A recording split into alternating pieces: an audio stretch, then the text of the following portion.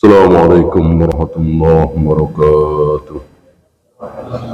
إن الحمد لله نحمده ونستعينه ونستغفره ونعوذ بالله من شرور أنفسنا ومن سيئات أعمالنا.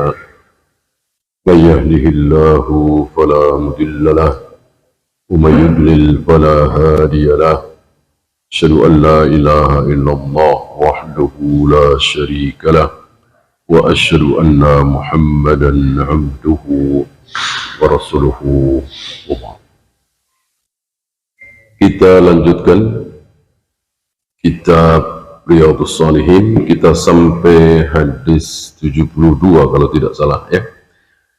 Kita masuk 73. Barangkali kita ulang lagi yang 72. Mungkin hampir 3 tahun yang lalu ya, atau hadis yang keempat dari bab taqwa. An Abi Tharif, namanya Adi bin Hatim, mantan Nasara, masuk Islam di hadapan Nabi SAW masih memakai kalung salib. Nabi perintahkan kepada Adi bin Hatim untuk melepasnya. Maka wajib kita melepaskan simbol-simbol kekufuran. Jika itu ada pada diri kita, rumah kita, kantor kita, perusahaan kita,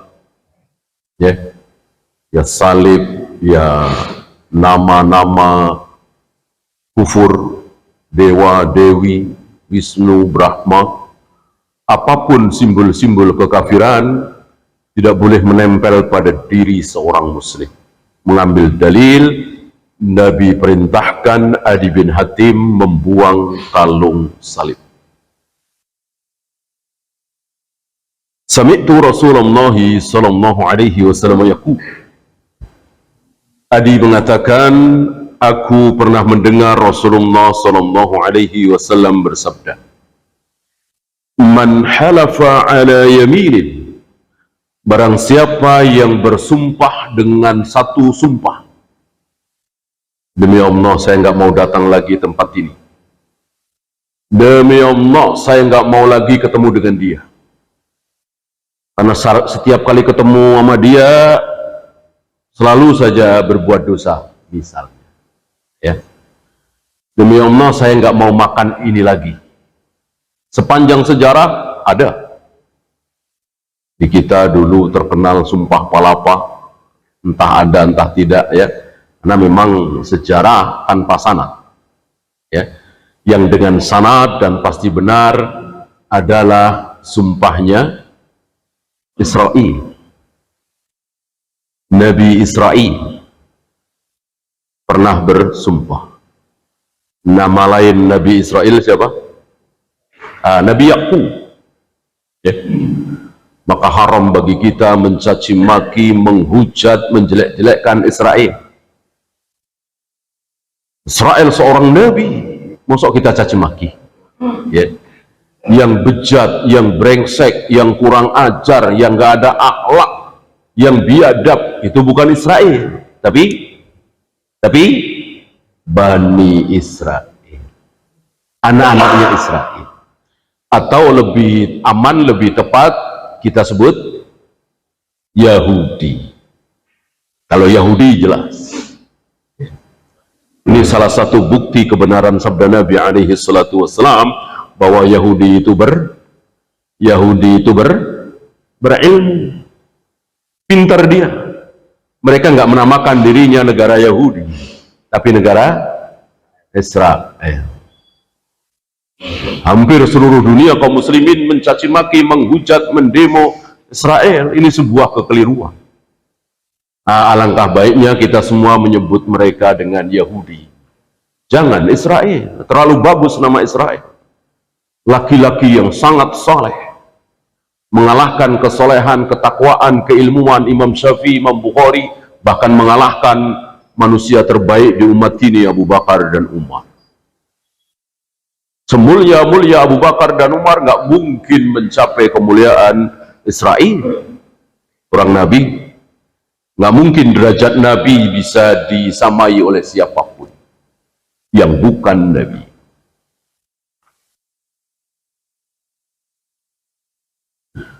Nabi Israel ini atau Nabi Yakub pernah bersumpah tidak akan memakan makanan yang sangat beliau sukai,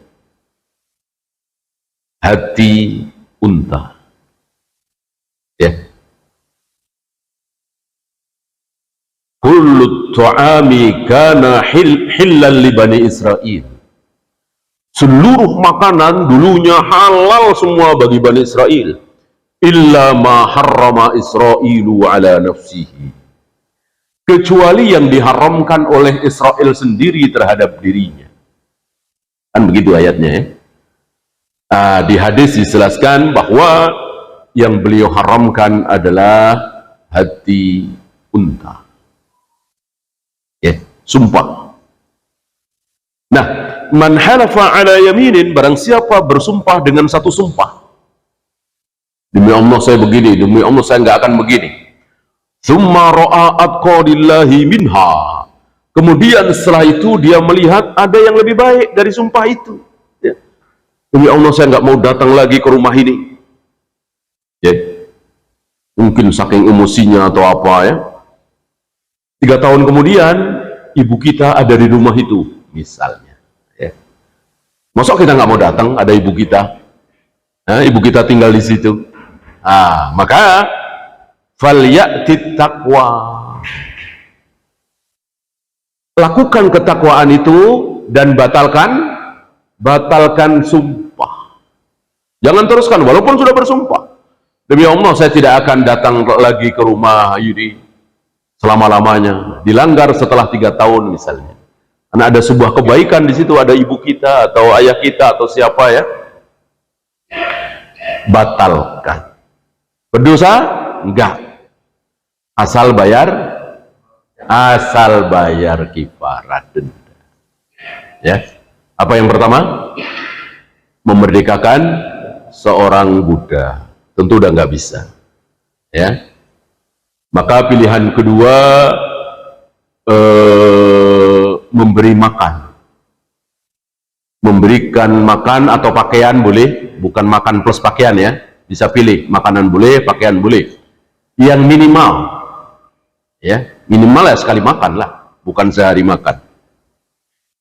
Ya sampai kenyang tentunya, minimal itu sampai kenyang. Artinya apa? Makan siang, makan malam gitu.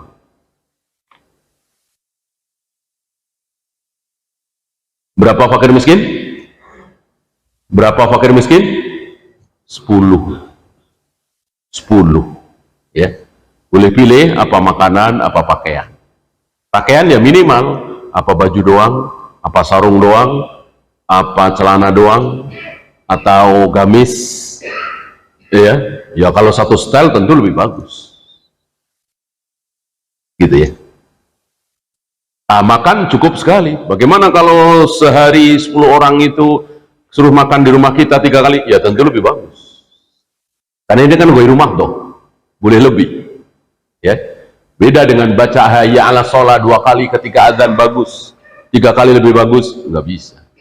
Itu kan makdoh. Tawaf itu 7 kali, berarti kalau 8 kali lebih bagus, nggak bisa. Itu kan makdoh. Kalau memberi makan kan gue rumah toh, boleh lebih. Gitu ya. Sekali makan tentu yang mengenyangkan ya, nggak bisa saya udah kasih makan gorengan atu-atu ya, pisang goreng atu-atu ya, nggak bisa. Ini kan nggak menyenangkan, nggak mengenyangkan. Secara uruf namanya makan itu di kita ya nasi, ada sayurnya, ada lauknya, nggak bisa gorengan doang ya. Kecuali ada satu tempat di mana itu makan siang seperti itu mungkin ya. Kan ikutin uruf. Urufnya Nabi makan siang itu kurma aja 10 butir cukup. Ya bisa. Uruf kita kan beda.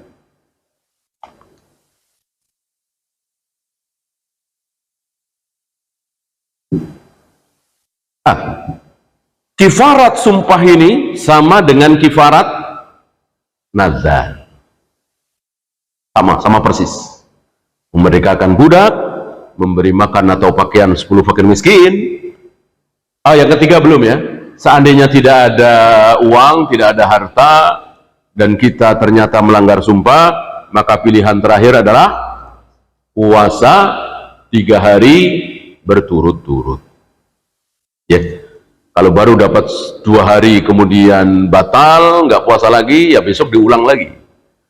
Karena 3 hari itu harus mutatabi'ain, berturut-turut. Nggak boleh ada selang. Begitu pula sumpah nazar. Kita kan sering nazar nih. Kalau anak saya sakit nih, saya 3 hari kemudian saya akan sedekah buat masjid 10 juta misalnya. Begitu anak kita sakit, 3 hari kemudian kita nggak ada uang. Kita nggak ada uang. Padahal nazar kan harus dilaksanakan kan. Sedekah 10 juta untuk masjid. Uang nggak ada.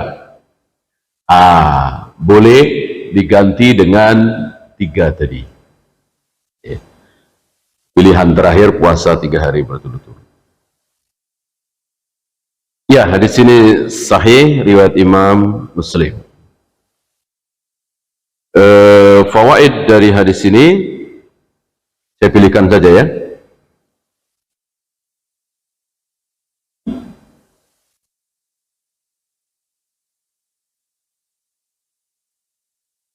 Jawazul halafi billah, bolehnya bersumpah atas nama Allah. Ini boleh, tidak haram. Tapi ingat, jangan terlalu bermudah-mudah. Dikit-dikit demi Allah, bentar-bentar demi Allah, jangan, ya. Kalau betul-betul terpaksa, terutama di depan hakim, harus demi Allah. Jangan orang nggak percaya dikit langsung demi Allah, jangan ya. Nggak percaya biarin aja. Ya. Kita belajar untuk tidak terlalu pusing dengan penilaian manusia. Ini agak sulit ya. Kebanyakan kita terlalu pusing ya, dengan omongan orang.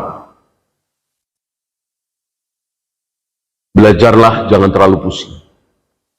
Nggak percaya biarin aja, yang penting kita nggak bohong.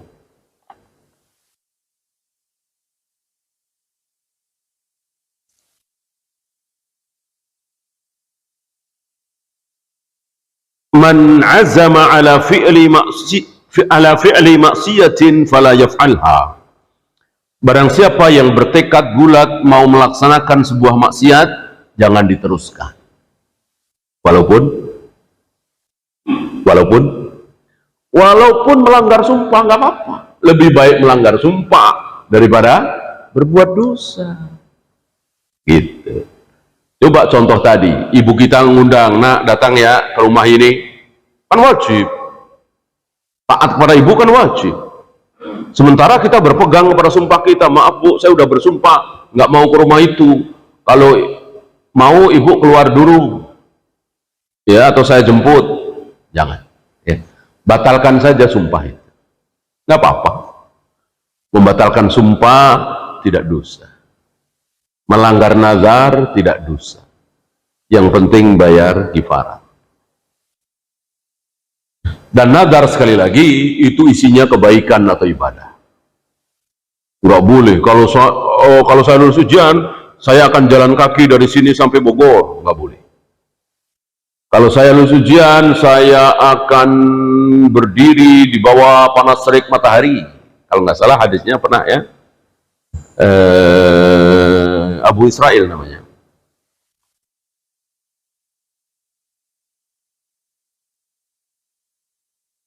Jadi pas Nabi khutbah Jumat, ada seorang laki-laki bernama Abu Israel, kunyahnya, sambil mendengarkan Nabi khutbah, itu di luar, nggak mau masuk, ya, sambil berdiri, dan puasa dia. Nabi nanya, kenapa dia? Para sahabat menjawab, yang tahu, dia bernazar. Abu Israel bernazar, ya Rasul, untuk berdiri seharian tidak berteduh di bawah panas terik matahari dari pagi sampai sore dalam keadaan puasa. Nazar. Kata Nabi, suruh dia duduk, suruh dia berteduh, dan teruskan puasanya. Allah nggak butuh jalan kaki, berdiri, berpanas-panas, dan seterusnya, nggak butuh. Nggak boleh. Puasa juga Allah nggak butuh, tapi itu sebuah kebaikan. Jalan kaki, lari kan bukan kebaikan akhirat ya. Dari sini keluar hukum tidak boleh bernazar saya akan anu yang bukan ibadah. Puasa kan ibadah, boleh. Itikaf boleh, sedekah boleh, ya. Kalau jalan kaki dan seterusnya jangan.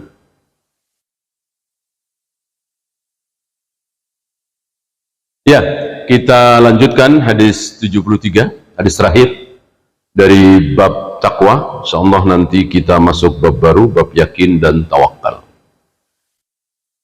An Abi Umamah Sudai ibn Ajlan al-Bahili, terkenal dengan Abu Umamah al-Bahili radhiyallahu anhu, qala sami'tu Rasulullah sallallahu alaihi wasallam yaktubu fi hajjatil wada'.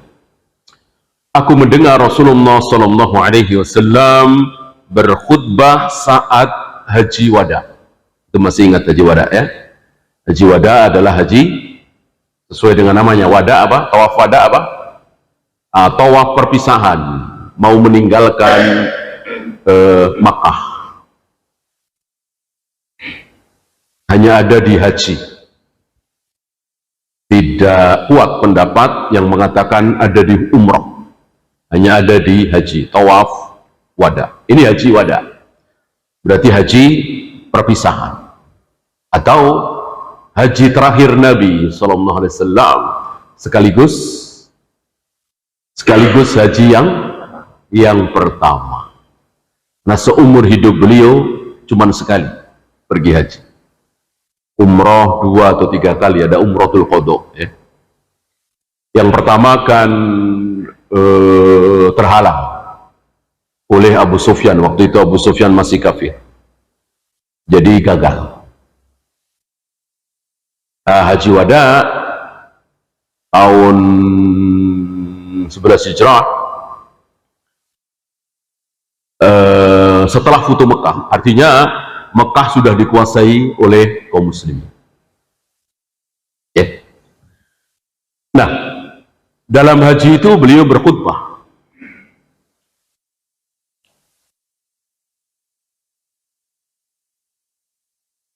Apa isi khutbah beliau? Ittaqullah, bertakwalah kalian kepada Allah. Wasallu khamsakum, salatlah 5 waktu. Wasumu syahrakum, berpuasalah di bulan kalian, bulan Ramadan. Wa addu zakata ambalikum, tunaikan zakat. Rukun Islam semua ini kan, salat 5 waktu, puasa Ramadan, zakat. Setelah itu apa? Pernah dengar? Setelah itu apa? Ini yang sering kita langgar ya. Banyak dari kita nggak pernah melanggar, meninggalkan sholat, meninggalkan puasa nggak pernah, zakat juga terus bayar. Yang keempat ini sering kita langgar. Apa? Wa ati'u umara'akum, taati amir kalian, taati pemimpin kalian, taati presiden kalian, taati khalifah kalian, gubernur kalian, pemimpin. Dan pemimpin di dalam Islam betul-betul pemimpin. Perdana Menteri, khalifah, amir, raja, presiden, bukan pemimpin spiritual. Nggak ada dalam Islam pemimpin spiritual, nggak ada. Imam Syafi'i pemimpin? Nggak. Imam Bukhari pemimpin? Nggak. Imam Malik, Imam Ahmad, Sufyan bin Uyainah, Sufyan al-Thawri, Syekhul Islam Ibn Taimiyah dengan murid-muridnya Ibnu Qayyim al-Jauziyah dan seterusnya, pemimpin? Enggak. Pemimpin itu Khalifah al-Ma'mun, Umar bin Abdul Aziz, Harun ar-Rasyid dan seterusnya. Itu yang pemimpin, wajib ditaati. Adapun Imam Syafi'i nyuruh-nyuruh kaum muslimin, boleh ditaati, boleh tidak. Urusan dunia ya. Kalau beliau membawakan ayat hadis, ya urusannya dengan Allah, ya kan? Kan beliau sampaikan ayat, sampaikan hadis. Masuk kita nggak sikoh. Gitu. Kalau pemimpin kan tidak, ini masalah dunia. Ya. Hari Senin, PNS harus pakai baju ini, taat itu. Ya, harus begini, harus begini, harus begini. Yang penting tidak maksiat. Ya. Laki-laki potong jenggotnya, taati jangan. Ya jangan, kan maksiat. Perempuan jangan pakai jilbab, taati, ya jangan, kan maksiat. Ya enggak maksiat. Pakai korpri, pakai baju putih, pakai batik, pakai, kan itu enggak maksiat. Kok pemerintah mewajibkan, ya wajib kita taati. Ya. Ini rupanya yang sering kita langgar, dan kadang-kadang kita taat lihat-lihat orangnya, lihat-lihat presidennya, gitu ya. Nggak boleh, nggak boleh. Biasanya yang separtai itu taat, gitu. Yang segolongan taat, ya. Walaupun kebijakannya dia nggak suka karena satu golongan atau memang keluarga atau dicintai, ya udah taat. Begitu beda partai, beda aliran, beda ini, ya nggak taat, dicaci, dimaki, nggak boleh. Ya. Salaf yang paling jujur, salaf yang paling objektif. Ya. Mau siapapun, bahkan Nabi menggambarkan pemimpin yang paling ngeselin. Apa? Fisiknya ya, rambutnya, kepalanya seperti zabib, kepalanya seperti anggur kering. Pokoknya fisik yang buruk lah, budak absi. Hidungnya pesek, kulitnya hitam legah, nggak enak dipandang. Tapi dia jadi pemimpin kalian, wajib kalian taat. Bahkan mudah-mudahan antum pernah dengar ini sabda Nabi ya. Sebab kalau antum belum pernah dengar, sepertinya kaget dan nggak percaya ya. Nggak percaya sama saya nggak apa-apa ya. Kalau antum nggak percaya bahwa itu hadis Nabi, lebih bagus ya. Tapi kalau antum percaya itu hadis Nabi tapi antum tolak, wah bahaya ya. Ini kan nggak bisa maksa antum percaya sama saya ya. Apa kata Nabi? Walaupun duitmu, hartamu diambilin dan punggungmu dipukulin. Ya, mudah-mudahan antum pernah dengar hadis ini ya. Luar biasa. Ya. Antum kan di sini nggak ada yang kafir. Kalau kafir ya diempretin. Yalah Muhammad ada-ada aja. Ya. Mosok presiden ngambilin duit kita, mau mukulin punggung kita, kita suruh taat. Ini gila segila-gilanya. Ya. Ini mundur semundur-mundurnya. Antum yang percaya bahwa itu sabda Nabi, jangankan cuman seperti itu, yang lebih dahsyat dari itu. Kalau itu sabda Nabi, nggak mungkin kita ragu, nggak mungkin kita tidak taat. Bagaimana Abu Bakar? Pagi-pagi heboh, semekah heboh semua. Muhammad gila, udah mulai gila, stres Muhammad. Masuk tadi malam katanya dia dari Masjidil Haram ke Masjidil Aqsa, habis itu naik ke Sidratul Muntaha di atas langit ke-7. Belum subuh udah sampai Mekah lagi. Stres Muhammad, gila Muhammad. Apa kata Abu Bakar dan orang-orang yang beriman yang mengikuti Abu Bakar? Lau qala a'jaba min dzalik.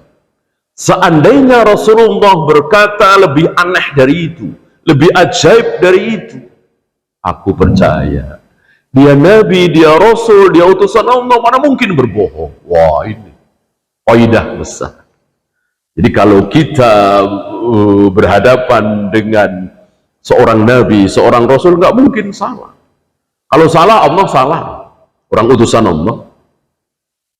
Ya, ya minimal ditegur.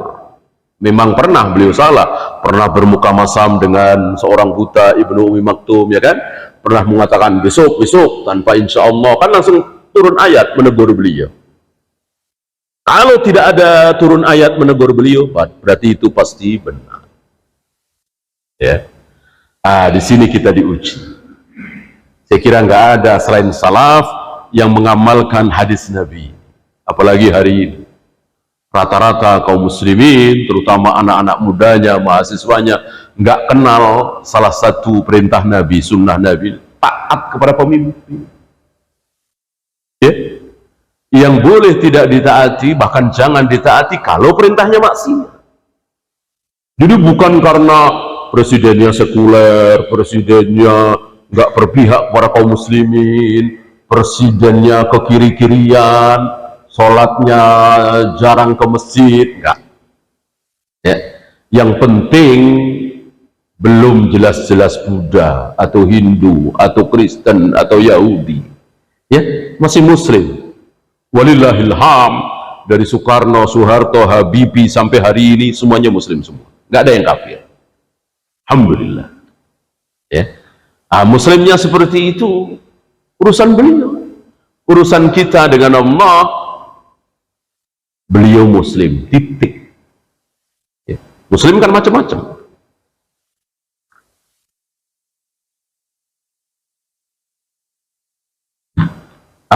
Terakhir ini tadi kan syarat ya, lakukanlah ini, niscaya. Ini jawabnya. Tadkhulu, ada huruf yang hilang, misalnya tadkhuluna kan, karena majzum sebagai jawab harus jazm, maka nanya hilang, nunnya hilang. Tadkhulu jannata rabbikum, niscaya kalian pasti akan masuk surga Rabb kalian, niscaya kalian akan masuk surganya Allah. Kalau apa? Salat 5 waktu, puasa Ramadan, bayar zakat, kemudian taat kepada penguasa. Ya.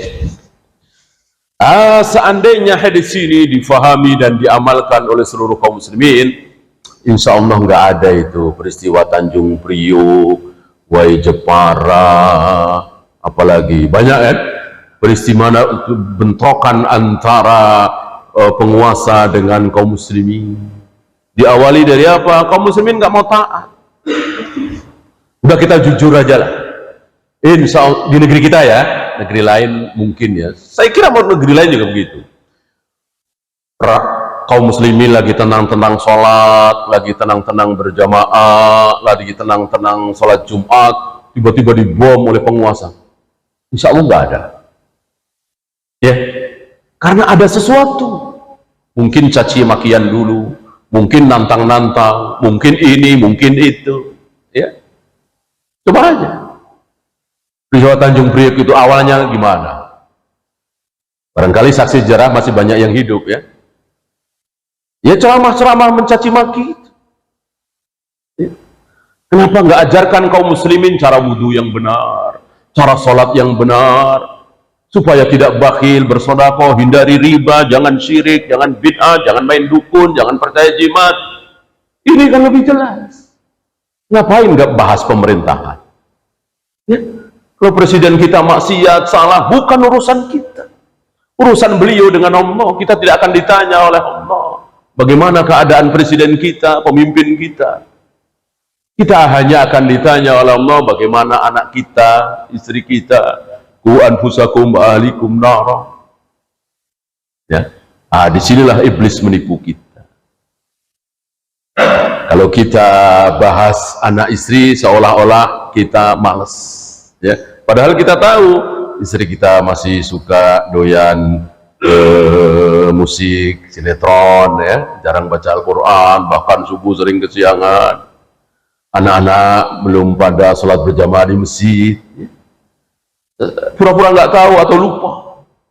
Begitu bahas presiden kita, gubernur kita, semangat sekali. Salah nih, presiden kita masih begini-begini, gubernur kita masih begini, semangat sekali, seolah sedang berjihad. Kita justru kita akan ditanya oleh Allah, bagaimana anak istri kita, ku anfusakum wa ahlikum nara. Ya, hadis ini hasan sahih kata Al-Imam At-Tirmidzi. Fikul hadis hanya ada dua di sini. Wujubu iltizami arkanil Islam min salatin wa zakatin wa saumin wa hajjin wa taqwallahi ta'ala. Wajib terus melaksanakan rukun Islam. Dan ini bukan sekali dua kali ya. Salat kalau cuma sehari dua hari barangkali semua orang bisa. Puasa mungkin ya. Ini terus sepanjang hidup kita. Ini yang berat. Ya. Akhlak pun seperti itu ya. Sabar, baik, senyum. Ada omong kurang enak kita diem, sabar. Kalau sejam dua jam gampang. Gampang. Ketika di depan mertua, ketika di depan tamu, ketika di depan klien misalnya, gampang. Yang sulit itu bertahun-tahun sepanjang hidup. Sabar, ada orang ngomong nggak enak, kita nggak langsung reaksi, ya, dermawan. Ya. Kalau ngomong juga enak didengar, nggak nyinggung perasaan orang. Itu bertahun-tahun ini sulit. Gitu. Maka kata Nabi apa? Yang paling baik kalian adalah yang paling baik terhadap siapa? Masih ingat? Istri. Kalau yang paling tahu setiap hari, setiap saat istri. Luar biasa Nabi ya. Nabi luar biasa karena memang utusan Allah. Kalau istri bilang suamiku itu baik, ya jujur, ya dermawan, ngomongnya enggak nyelekit dan seterusnya. Ah, betul. Betul. Karena setiap hari, setiap saat. Yang paling tahu tentang kartu kita itu siapa? Istri kita. Sama yang paling tahu tentang kartu istri kita siapa? Diri kita. Ya, hunna libasul lakum wa antum libasul lahun. Istri kalian itu libas, pakaian untuk kalian, kalian juga pakaian untuk istri kalian. Artinya menutupi aurat. Yang paling tahu aurat, keburukan, cacat, aib istri adalah suami, aib suami adalah istri. Ya. Maka kalau di mata istri antum akhlaknya bagus, insya Allah betul bagus. Kalau teman bisa nutupin, apalagi tamu, apalagi mertua bisa nutupin. Kan ketemu paling sekali-sekali. Apalagi bos, apalagi klien, ya, nggak bisa. Oh dia orang baik, gini. Siapa kliennya? Ah, enggak. Istri. Ya. Kalau istri bilang kita akhlaknya bagus, insya Allah. Karena setiap hari. Satu lagi, yang terakhir.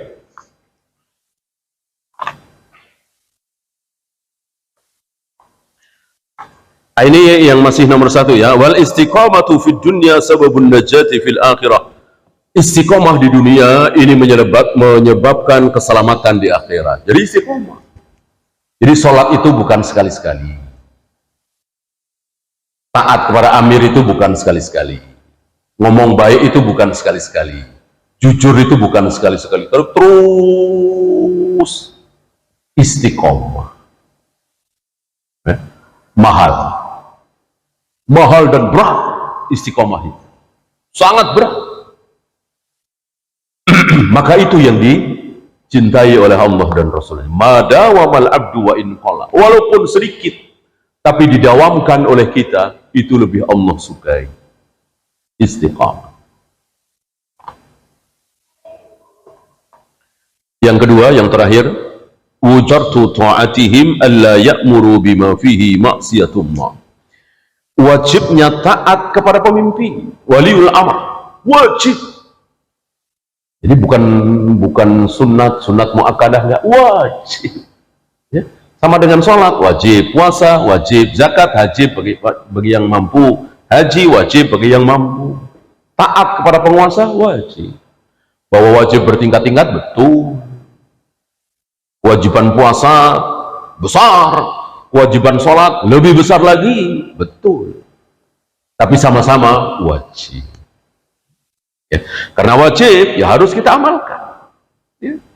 Maka jangan pernah kita mencoba ya untuk tidak taat. Walaupun kebijakannya tidak kita sukai, atau istilahnya nyebelin lah ya. Nyebelin. Ya. Mosok tiap hari Jumat suruh pakai baju pink misalnya ya kan nyebelin banget ya, kita nggak suka warna pink, tapi diperintahkan wajib kan nggak dosa pakai baju pink, kan nggak dosa ya. Abu Dzar luar biasa. Abu Dzar kan dipecat ya, istilah kasarnya dipecat oleh Utsman karena Abu Dzar itu mengkampanyekan hidup sederhana. Walaupun di sini beliau agak gulu ya. Jadi seorang muslim itu nggak boleh nyimpen uang. Jadi sisa buat makan, buat pakaian, kok ada sisanya harus langsung diberikan para fakir miskin. Kan keliru kan? Kan boleh nyimpen duit, kan boleh. Beliau berpendapat tidak boleh. Salah tafsir terhadap ayat waladina yaknizuna dzahaba wal fiddata. Orang-orang yang menyimpan emas dan perak, nanti emas dan perak itu akan dipanaskan oleh Allah dan akan disetrikakan ke punggungnya, ke wajahnya. Beliau lupa di situ wala yunfikunahu fi sabilillah, tidak menginfakkan di jalan Allah, artinya tidak bayar zakat ya. Maka Abu Dzar sebagai gubernur dipecat, diberhentikan oleh Utsman. Lalu beliau hidup di ujung Madinah ya, di ujung kota gitu ya, nggak terlalu di tengah. Di situ beliau dipancing-pancing, istilah kita dikomporin oleh orang-orang yang bersifat khawarij untuk menjelek-jelekkan Utsman dengan mengatakan sepertinya engkau lebih pantas jadi khalifah daripada dia yang dimaksud Utsman. Gimana kalau kami berbaiat pada engkau? Marah Abu Dzar dengan bersumpah, wallahi seandainya Utsman meninggal, kita nggak akan mendapatkan pemimpin sebaik dia. Lihat, padahal dipecat, jujur-jujur para sahabat itu ya, padahal dipecat tapi jujur, nggak mau membohongi dalil. Wallahi demi Allah, kalau Utsman menyuruh aku menyeberangi lautan, akan aku seberangi. Lihat, beliau bertekad bulat untuk taat kepada pemimpin walaupun berseberangan. Jauh sekali dengan para tokoh hari ini ya. Begitu berseberangan tidak ada pujian lagi ya, nggak ada apa-apanya akhlak kita, ibadah kita, ketakwaan kita dengan para salaf, dengan para sahabat ya. Maka jangan sombong kita, dan termasuk jangan sakit hati kalau Allah belum kunjung menolong kita. Padahal kalau Allah mau tolong kita, Allah bikin kaum muslimin maju, jaya, menang, nggak butuh berminggu-minggu, nggak butuh berhari-hari. Barangkali hari ini terjadi kalau Allah mau. Kenapa Allah nggak mau?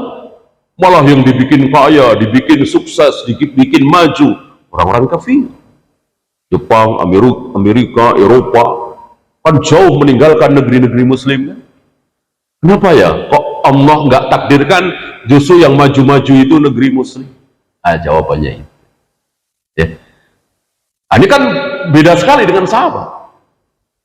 Romawi, Parsi, superpower dunia hari itu ditenggelamkan oleh Allah. Para sahabat dijunjung tinggi ya. Kalau kita mengikuti akhlaknya, ibadahnya, manhajnya para sahabat, insya Allah. Tapi kita jauh dari taat. Hampir setiap hari kita berbuat maksiat. Belum manhajnya nggak benar, belum syirik, belum bid'ah. Dukun-dukun laris, jimat-jimat laris, tempat-tempat keramat laris. Di mana Allah mau tolong? Ya, wallahu a'lam. Ya, kita sisakan waktu mungkin 10 menit untuk soal jawab. Ada pertanyaan? Silakan.